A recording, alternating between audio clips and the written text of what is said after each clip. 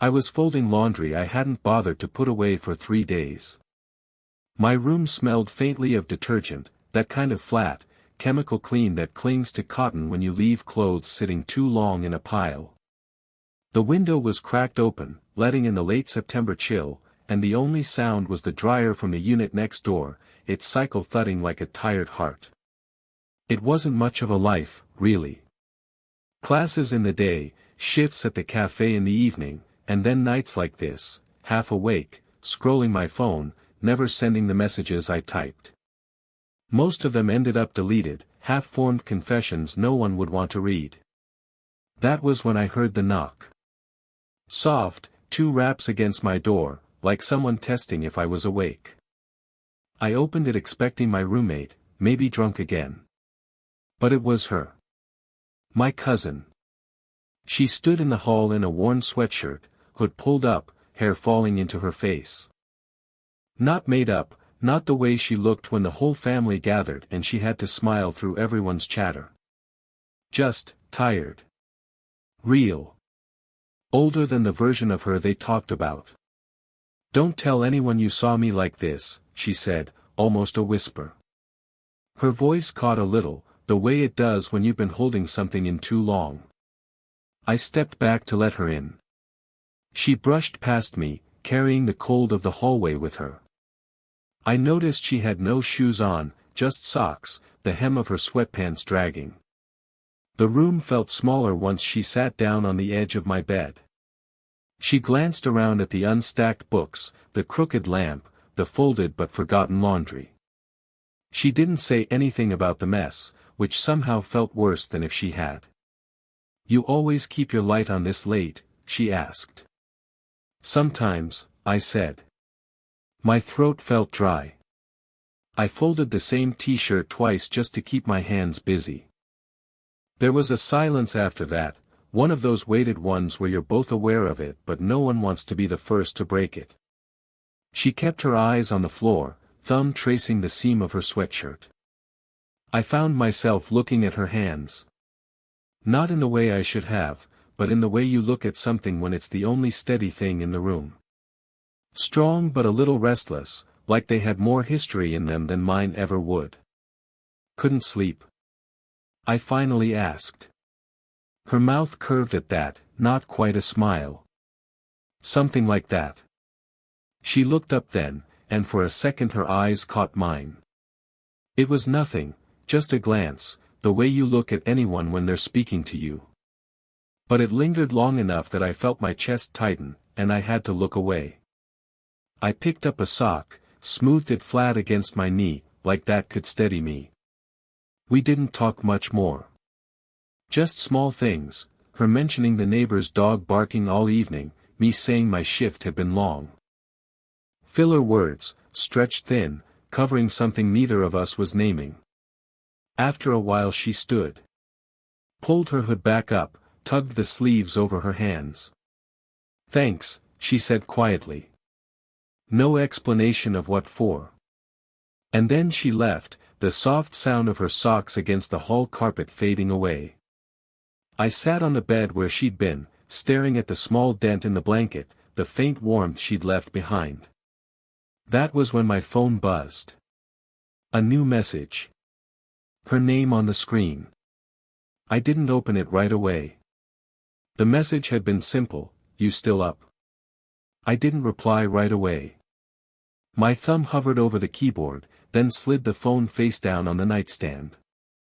I lay awake staring at the ceiling, hearing the faint hum of the refrigerator across the hall, her footsteps earlier still echoing in my head.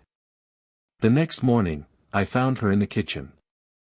She was making tea, sleeves rolled up, hair still damp from a shower.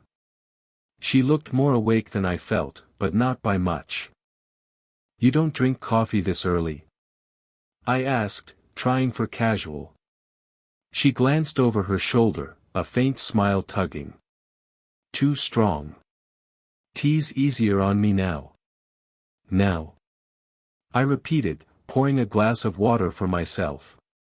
Her eyes flicked up, amused. 40 does that to you. You'll see." There it was again, the quiet reminder of the space between us. 20-something to 40-something. 2 decades stretched like an invisible line across the counter. I felt it every time she spoke, but instead of pushing me back, it pulled me in closer. She poured a second cup and slid it across to me. No words, just the steam curling between us, carrying that faint, grassy smell. I wrapped my hands around it, though I wasn't much of a tea drinker. "You didn't sleep," she said. It wasn't a question. I shook my head. "You neither."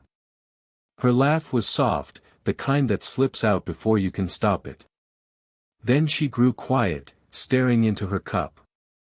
"I used to stay up for different reasons," she said. "When my son was little, he'd get sick a lot. Fevers in the middle of the night. I learned to keep myself awake even when I didn't want to." I hadn't known that about her. She didn't talk about her past much. Just the occasional mention, divorce papers, a new apartment, family obligations. I pictured her younger, tired, pacing a hallway with a child in her arms, and the thought tightened something in my chest. I wanted to ask more, but I didn't. Instead, I watched the way she tapped her spoon lightly against the rim, 3 quick clinks before setting it down. Restless hands. A habit. "Does he still call?" I asked. She nodded, though her mouth pressed into a line. "Sometimes. He's busy with his own life." The silence stretched again. Not empty, just careful. My mind filled in the spaces with things I didn't say, how I wanted her to talk more, how I wanted to know the parts she kept hidden. When I finished my tea, I rinsed the cup, leaving it upside down on the rack. She was still sitting at the counter, watching the steam fade from her own. I turned to leave, but she reached out. Just lightly, her fingers brushing my wrist as if to catch me without meaning to. "Thanks," she said. It was the same word as last night. But the way her thumb lingered, barely there, told me it meant something else. We'd fallen into a rhythm. Mornings sometimes overlapped in the kitchen, evenings in the hallway, short conversations stitched between our days. Nothing dramatic, nothing anyone else would notice. But I noticed. The way her eyes softened when she handed me tea. The way her shoulder brushed mine once in the narrow doorway and neither of us moved aside at first. Then the rhythm shifted. One afternoon, I came home from class and found her door open. A friend of hers was there, a woman about her age, laughing loudly, shopping bags spilling across the floor. My cousin stood in the middle, hair tied up, smiling in that practiced way I only ever saw when other people were around. She looked over at me briefly. Just a glance. But it was sharp, almost warning. I nodded, pretended I hadn't seen. I shut my own door, sat on the edge of my bed, listening to their voices through the thin wall. My chest felt tight, restless. Stupid, really. She was just living a life that wasn't mine. Later that evening, she knocked again. Softer this time, like she didn't want the hallway to hear. "Sorry," she said when I opened the door. "Didn't mean to," she gestured vaguely toward earlier. "She just dropped by." "It's fine," I said. My voice came out flatter than I meant. Her eyes flicked to mine, searching for something, then away. "You're sure?" I wanted to say more. To tell her I hated how she smiled differently around them. That I liked the version of her who sat in my kitchen, tapping spoons against cups. But the words stayed stuck. Instead, I said, "Yeah. Sure." She lingered in the doorway, shifting her weight, hands tucked into her sleeves. For a moment it felt like she might step inside. But she didn't. She stayed in the frame, half in shadow. She started, then stopped. I caught myself looking at her mouth when she paused. Quick, guilty. I folded my arms, pretending it was just to keep warm. She noticed. Of course she did. Her lips pressed together, then parted like she wanted to speak. And that's when the sound broke it, the neighbor's door opening down the hall, footsteps, a burst of muffled conversation. We both flinched back, like we'd been caught doing something we hadn't done. She took a step away. "Good night," she whispered. But then she hesitated. Reached out, fingers brushing the edge of my sleeve. A ghost of contact, pulling away almost before I felt it. I looked up. She looked back. For half a second, neither of us moved. The space between us felt too thin, charged, dangerous. If the neighbor hadn't called out a cheerful, "See you tomorrow," down the hall, I think something would have happened. Instead, she dropped her hand, gave the smallest shake of her head, and turned back toward her door. I stood there long after she'd gone, sleeve still warm where she'd touched it, heart pounding against the silence. It was late afternoon, the kind of light that makes everything look softer, like the world is trying to apologize for the day. I found her outside on the stoop, a thermos in her hands, steam curling into the cool air. I almost walked past, but she looked up and lifted the thermos slightly. "Tea," she said. "There's enough." So I sat. The concrete step was cold, and the street smelled faintly of rain though it hadn't fallen yet. She poured into the cap and passed it over. My fingers brushed hers. Too long, not long enough. We drank in silence. Cars passed. A dog barked down the block. It felt like the whole world was pretending not to notice us. "You've been quiet," she said finally. Her eyes stayed on the street. "So have you," I answered. That made her laugh softly, but it didn't reach her eyes. She set the thermos down beside her and folded her hands in her lap, thumbs moving in a restless circle. "You ever feel like you're standing in the wrong place?" she asked. "Like everyone else is moving the way they're supposed to, and you're just," she broke off, shaking her head. "Never mind." "No," I said quickly. "I know what you mean." She glanced at me then. Just a flicker, but enough. "Do you?" I wanted to tell her I did. That I felt it every time I saw her laugh with someone else, every time I heard her door close when I wanted it to stay open. Instead, I took another sip of tea, swallowed too fast, and let the burn sit in my chest. "You don't say much," she murmured. "You don't either." That hung between us, heavier than anything we'd said before. The silence stretched. I could feel her watching me now, though I kept my eyes on the street. My pulse quickened, betraying me. Finally, she exhaled, long and slow. "You know this isn't simple." My throat tightened. I nodded, though the gesture felt useless. She shifted, turning slightly toward me. Her knee almost touched mine. "Sometimes I forget," she said quietly. "Forget the years. The reasons I should know better." The words hit like a confession, though her voice stayed calm, steady. I set the empty cup down, hands restless on my knees.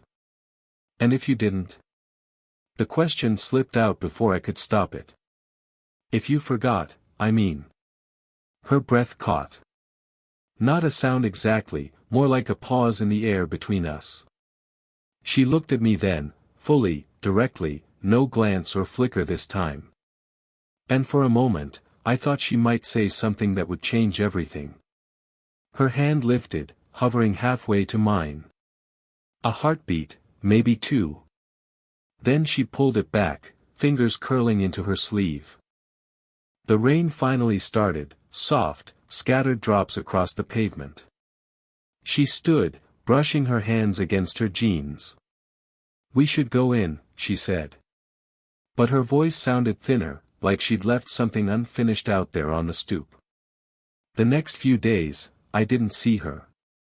Not in the hallway, not in the kitchen, not even the faint sound of her television through the wall.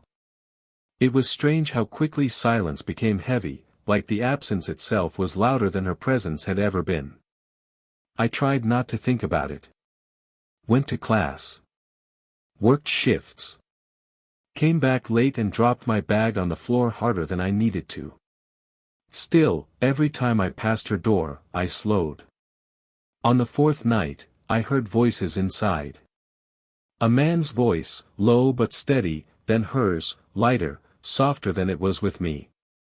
I didn't linger. Just kept walking, though the sound lodged under my skin like a splinter. The next morning, the door across the hall was cracked open. A suitcase sat just inside, half-zipped, clothes spilling at the edges. She was kneeling on the floor, folding something into it. "You're going somewhere?" I asked before I could stop myself. She looked up, startled, then smiled too quickly. "Just a few days. Visiting family." The explanation was fine, normal, reasonable. But the suitcase was too full, and her eyes didn't quite meet mine. I nodded, pretending to accept it. "Safe trip." "Thanks." She stood, brushing hair from her face. Then, softer, "You'll be fine without me, right?" The words landed heavier than they should have. I laughed a little, too sharp. "Yeah. I'll manage." She studied me for a moment, like she wanted to add something. But then she closed the suitcase and wheeled it inside. The door shut, the lock clicking after it.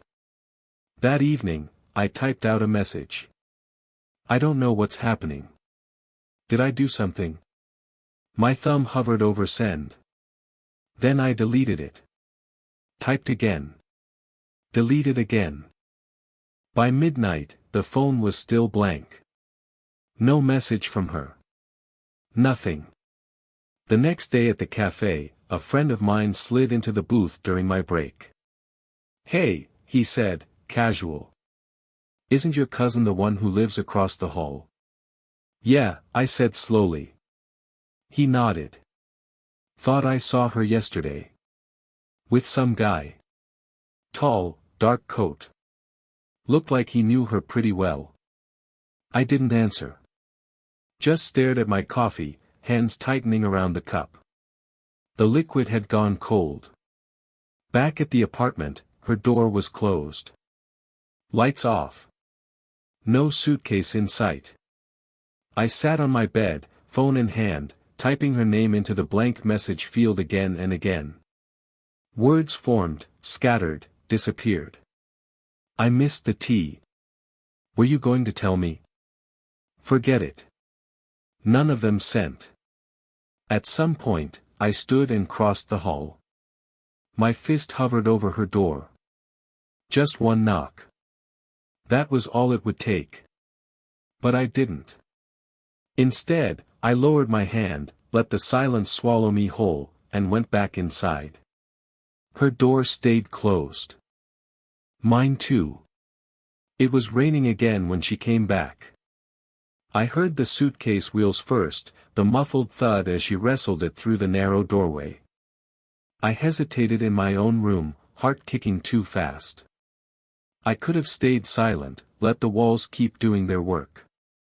But something in me, tired, restless, maybe both, opened my door. She was standing in the hall, damp hair clinging to her face, one hand on the suitcase handle. When she saw me, she froze. "Hey," I said. Too soft. Too unsure. "Hey," she echoed, her voice the same. For a moment, neither of us moved. Just the sound of rain against the windows, water dripping from her coat onto the carpet. "You weren't gone long," I said. "Long enough." She gave a small, almost bitter smile. "Sometimes that's all it takes." I nodded, though I didn't know what she meant. My throat tightened. The silence between us was unbearable, the kind that presses down until you're forced to fill it. "You don't have to," I started, then trailed off. My hands curled into fists at my sides. Her eyes lifted to mine. Say it. The words hit me harder than they should have. I swallowed, tried again. I don't know what this is. With us. But my voice cracked. I shook my head. I just know when you're gone, it feels wrong. And when you're here, it feels worse. Because I stopped. The rest lodged somewhere in my chest, refusing to come out. She stepped closer, slow, cautious. Her hand was still damp when she touched my arm. Just a light press, almost nothing. But it steadied me. I know, she whispered. Her eyes flicked away, then back. I've been pretending I don't. But I do. The words felt like air after drowning. I closed my eyes, let them sink in. But it's not simple, she added, voice breaking slightly. The years. The family. What people would say. I don't care, I said too quickly. She smiled at that, small, sad, but real. You will. Someday. Her hand slid down my arm, stopped at my wrist. Warm, grounding. I turned my palm slightly, let her fingers rest there. Neither of us moved. The rain outside thickened, a steady rhythm filling the spaces we couldn't. Finally, she exhaled. Maybe this is all we get. Just, knowing. My chest ached at that. But then she looked at me, really looked, and for the first time there was no wall, no practiced smile. Just her. I nodded slowly. Okay. The word hung in the air, fragile but enough. She gave the faintest smile, squeezed my wrist once, and let go. We stood there in the hallway, rain pressing against the windows, neither of us stepping forward or back. Just breathing the same air, letting the silence settle differently now. Not heavy. Not empty. Just, ours. Time didn't change everything. It just softened the edges. Weeks passed, and whatever storm had been swirling between us slowly thinned into something steadier. She still knocked sometimes late at night, though less often. Sometimes it was for tea, sometimes just to sit across from me at the kitchen table, the clock ticking between us. Other nights, she didn't come at all, and I learned not to wait by the door. But the quiet between us shifted. It wasn't heavy anymore. It was lived in. One Saturday morning, I found her outside on the bench by the stoop, the same one where the rain had nearly broken us. The sky was clear this time, pale blue, and she had her thermos balanced on her knee. When she noticed me, she tipped it slightly, the way she always did. Tea. I sat down. She poured into the cap and passed it to me. Steam curled upward, catching the sunlight. I held it between my palms, the warmth seeping in. You still don't like tea, she said. Not really, I admitted. But it's better with you. Her laugh was quiet, genuine this time. She leaned back against the bench, letting the light hit her face. There were lines at the corners of her eyes, faint but deepening, and for once I didn't think of them as proof of years between us. Just proof she had lived, endured. Proof she was real. She looked at me sideways. You're not so quiet anymore. I shrugged. Guess I finally ran out of things not to say. That made her smile. A real one, the kind she didn't wear for anyone else. We didn't call it anything. Not love, not a relationship. Just mornings like this. Evenings in the kitchen. A steady rhythm that belonged to us, no one else. Sometimes she'd tell me about her son calling, or a book she'd half finished. Sometimes I'd mention my classes, or the strange regulars at the cafe. It wasn't grand. But it was enough. One night, weeks later, she knocked on my door at exactly 8:47 p.m. I remember because the clock had just flicked, the numbers glowing faintly in the dark. She stood there barefoot, holding 2 mugs instead of 1. "Ran out of tea," she said. "But I made coffee. Black." I laughed, stepping aside to let her in. We sat on the floor, backs against the bed, sipping bitter coffee that neither of us really enjoyed. But it felt right, like a callback, like we'd finally let the silence be what it was meant to be. At some point, she set her mug down, leaned her head lightly against my shoulder. Not heavy. Just there. I didn't move. "This," she whispered. Not explaining it, not naming it. "Just this." I nodded. "Yeah." And for the first time, it didn't feel like we were pretending not to fall. It felt like we'd already landed.